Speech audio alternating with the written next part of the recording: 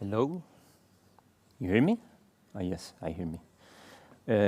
OK, so thanks for the introduction. Thanks for the organization for selecting me to be here back in the Champalimaud. And thank you all for making it to the morning session of the last day. And I'm very happy to talk after Valeria. You will see why. And I'm very excited to tell you about our starting project about formalizing the usage of anthropomorphism in comparative cognition. And it is a joint effort between the leader of my lab, which one is it? Madirolas, myself. In one side, we are an ethology group studying insect cognition, especially bees. But we are working with the philosopher and anthropologist José Ignacio Murillo from the University of Navarra, from the Mind-Brain group of the University of Navarra. And this is we are touching like unknown lands, so any feedback, comments, criticism is encouraged, especially the last. And OK, let's kick off. So you may not know that anthropomorphism was mentioned for the first time in ancient Greece, where philosopher Xenophanes criticized the practice of attributing human form and also intentions, motivations, behavior to gods. He thought that deity had no form that humans can conceive.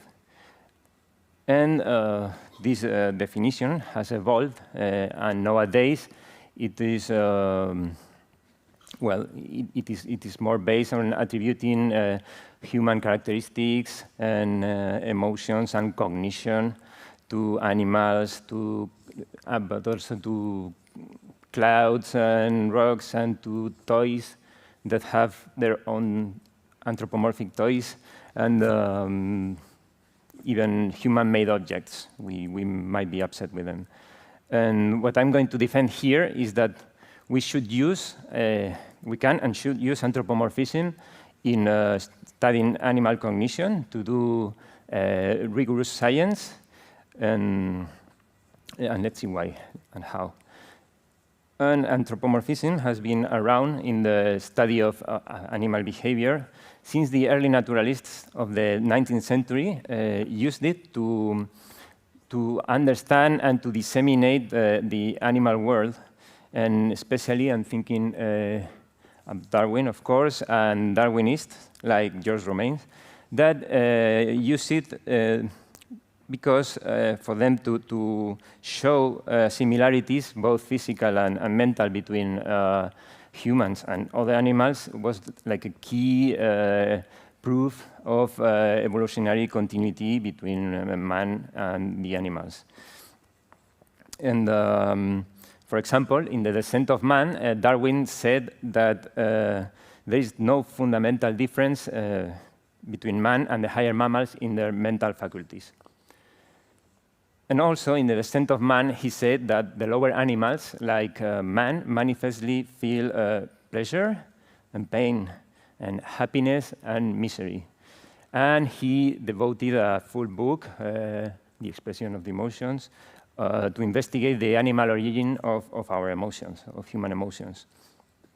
And partially, as a response to that, a reaction to anthropomorphic naturalism, by the turn of the century, the behaviorist movement started to take shape, and we saw the advent of the experimental method to study animal behavior and learning. For example, we see here the Puzzle Box by Edward Thorndike. And the experimental methods gave rise to the learning paradigms like operant conditioning and Pavlovian conditioning and all that. And one of the founders of behaviorism, John Watson, argued that psychology is a purely objective experimental branch of natural science, and introspection forms no essential part of its methods. And by the 50s, the modern ethology started, and although they studied the animals in their natural environment, sort of, they agreed with this rejection of mentalism. And for example, Nicolas Tinbergen, one of the founders, said that because subjective phenomena cannot be observed objectively in animals, it is useless either to claim or to deny their existence. And this anti-introspection, anti-anthropomorphism has pervaded until nowadays. And although cognition re-entered the arena since the last decades of the 20th century, when studying cognitive abilities conserved between species, the mainstream is Clive Wine's opinion, which is that anthropomorphism should have no place in objective science of comparative psychology. And a concept commonly invoked to avoid the dangers of anthropomorphism is parsimony. And actually, it was put forth by the end of the 19th century in the so-called Morgan's Canon of Parsimony. And I'm going to read it aloud with you. In no case is an animal activity to be interpreted in terms of higher psychological processes if it can be fairly interpreted in terms of processes which stand lower in the scale of psychological evolution and development. And in our context, it means that there is no need to resort to anthropomorphic, complex cognitive abilities if you can explain what you observe with more mechanistic, less cognitively demanding abilities. It's an equivalent to Occam's razor. And this is a beautiful example of how this principle is used nowadays in comparative cognition. And the issue starts in the 20s of the 20th, when Kuller observed that his chimpanzees were able to use tools to reach food and also to pile crates to reach a hanging banana. And he interpreted that the chimpanzees were having some insights, some aha moment, which seems reasonable considering the intelligence of apes. But things get interesting when, in the 80s, this behavior was replicated by Epstein using pigeons. And then he claimed that they were also having an aha moment when they suddenly saw the solution to a problem. But however, a more parsimonious explanation is proposed by Sarah Shuttleworth in this amazing paper. And the thing goes like this. To start with, Epstein pigeons had been extinguished for flying to the banana. They wouldn't do it. And on the other hand, they had been rewarded to climb and peck the banana, to climb to the box. And another conditioning they had gone through is to push the box towards a spot at different locations of the walls of the room. And so, in the absence of the spot and being extinguished to fly, the pigeon did what is called functional generalization and pushed the box towards the object she showed, the banana. And then she just executed the other learned and rewarded behavior, which is climb and peck the banana. So there is a there is a more parsimonious associative learning alternative to the pigeons having any insight, any finding a creative solution. And now, it's worth mentioning that even if today anthropomorphism is seen in academia as a bad, non-scientific habit, there is people advocating for a rigorous use of it. And we share some of the views of these authors. We see anthropomorphism like unavoidable to start with, because we perceive and conceptualize the world through our own understanding that is using human categories. And so we cannot avoid it, to be anthropocentric. An alternative definition you can give to anthropomorphism is thinking of animals as working in the same way as the machines and algorithms we design. So even those who try to study animals like complete automata are being anthropocentric, in our opinion. Moreover, motivation, intentions, all that that you have discussed, if we don't know what motivates our behavior, we cannot make sense, absolute sense, of why some brain activity correlates or produces, if you want, that behavior. And the same must apply to animals, but of course we don't have access to their minds. We have only access to our own mental life. And therefore, we need to use our anthropocentric knowledge of the mind as a tool to understand how, in other species, the brain and the mind are connected. And a plus is that if we study what we share with other animals, of course, it can help to understand the basic bricks of our complex cognitive building. Philosopher, not Greek, but German, Hegel, said that knowing a limit already implies going beyond it. So even if we cannot avoid being anthropocentric, using our own filters, we can aim to do objective, rigorous science. And this is why we claim that we should dare to use anthropomorphism to understand other animals' cognition, because in particular, anthropomorphic hypotheses are, in principle, as valid as non-anthropomorphic ones. And among other things, they can have an evolutionary relevance, considering that we have common ancestors and evolve in similar environments as at least some of the animals we study. And why not? Anthropomorphic hypotheses can enable to test inconceivable crazy things, which can lead to major breakthrough. And if they don't work, at least people dare to discuss and to think about new problems. So it's worth the boldness. But of course, we don't advocate for a happy, loose use of anthropomorphism. We are aware that when one blindly follows anthropomorphic intuitions, you risk wasting your time studying questions without any relevance for the animal in its natural environment. And maybe worse, there is the risk of interpreting too quickly the experimental results as spectacular proofs of the animals having these complex cognitive abilities in a much less complex brain than ours. So you can schematize a rigorous use of anthropomorphism like this if, as a consequence of your observations, or because you want to investigate whether any abilities conserved across the evolution, for example, you arrive to the hypothesis that the animal might have at least partially some anthropomorphic cognitive ability. You can design your experiments to test the presence and use of this anthropomorphic ability. Of course, if it doesn't pass the test, you can reject your anthropomorphic ideas. But if the test is positive, you shouldn't be too quick in saying, like, hey, they have this ability, let's start a new field of research, let's publish in Science, all that. So, because first, you have to consider the parsimonious hypothesis, and then think about how to test them, even if you can test them against the anthropomorphic ones. And if they win, then you conclude that the animal doesn't need the anthropomorphic ability. And only if they lose, you say, hey, they have the ability, let's start a new field and publish everywhere and all that. So this is the part of our conceptualization.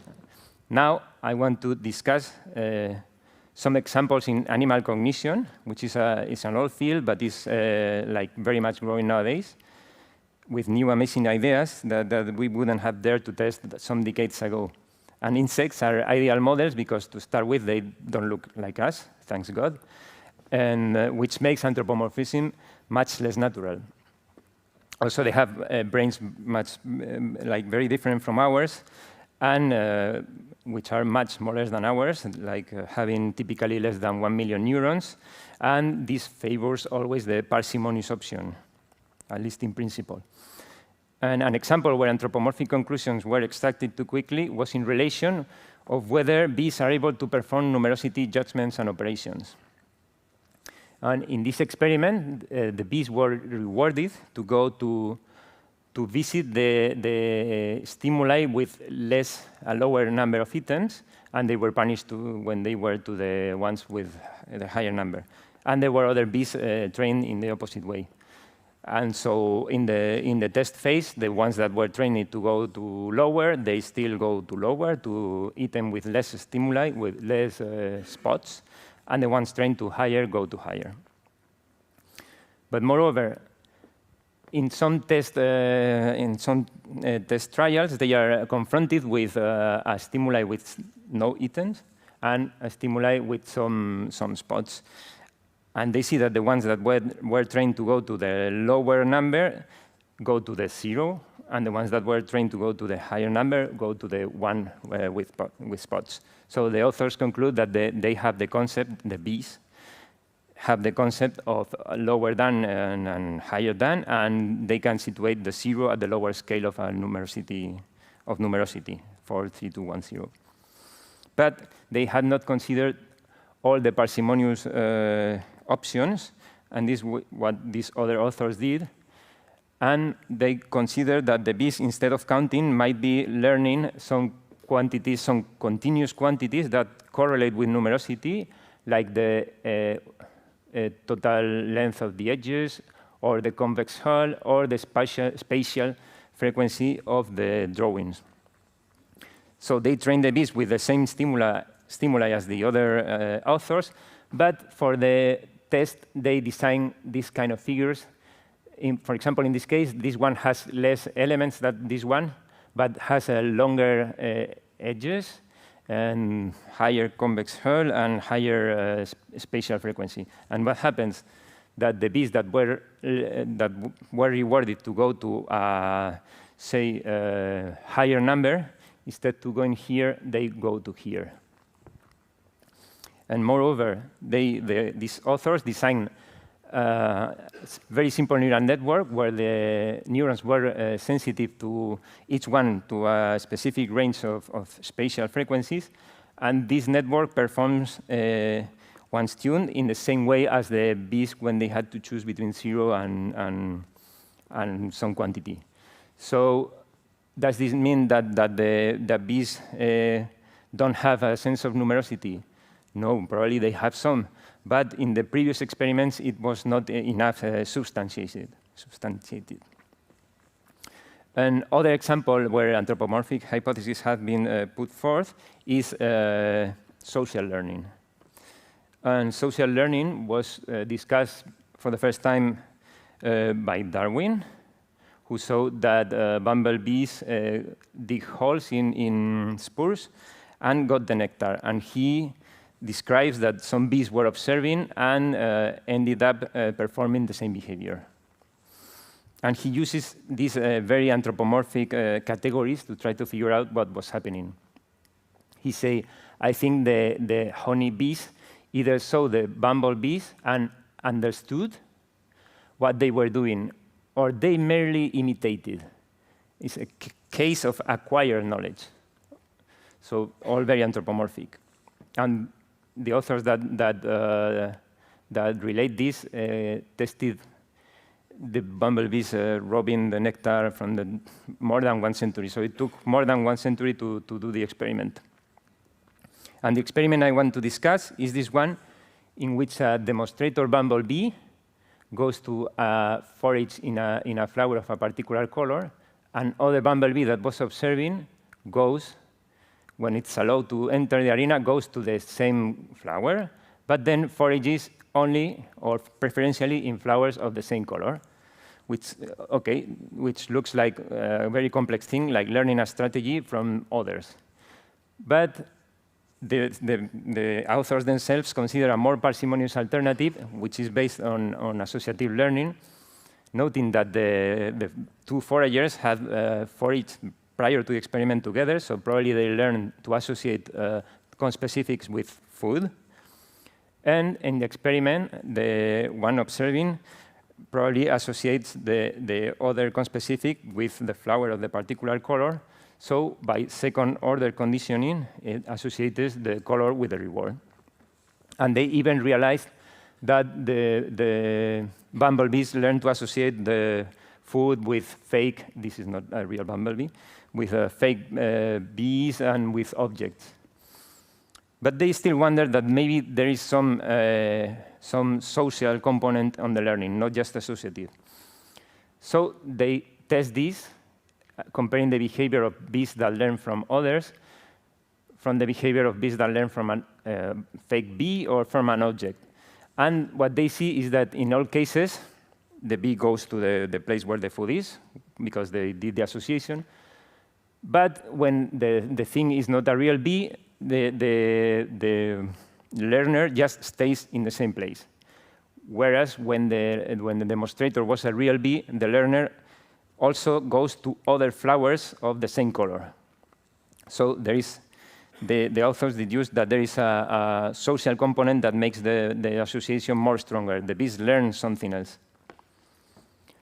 And these concepts have given rise to further amazing concepts like cultural transmission, where one bee learns to pull a string and obtain the food, and others learn from it, and then the next generation learns from the learners.